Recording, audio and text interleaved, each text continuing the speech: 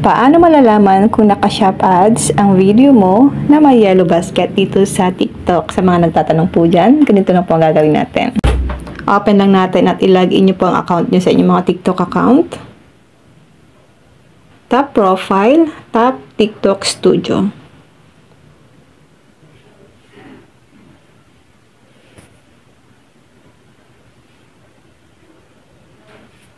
Tap nyo po itong parang settings icon sa taas or yung parang crown.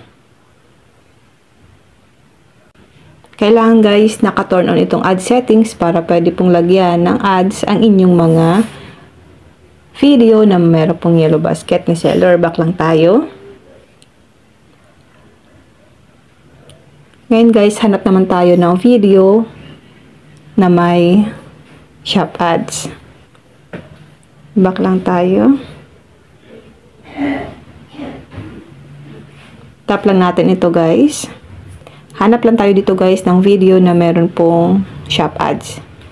Tap lang natin, halimbawa guys ito. Wait, huwag kang Tap 3 dots. Dito guys sa pinakadulo, may nakalagay dyan na see ads plan. Okay? Ibig sabihin po meron siyang shop ads.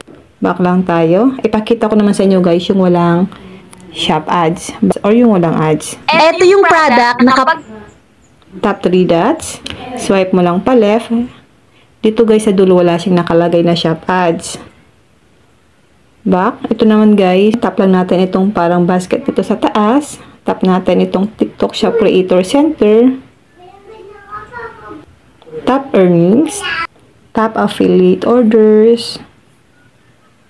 Dito guys, makikita nyo po na may nakalagay na dito na shop ads. Ayan. Ito pong kulay yellow, wala. Ito lang. Ganito po ang itsura once na meron pong shop ads ang inyong mga video dito sa TikTok. Okay?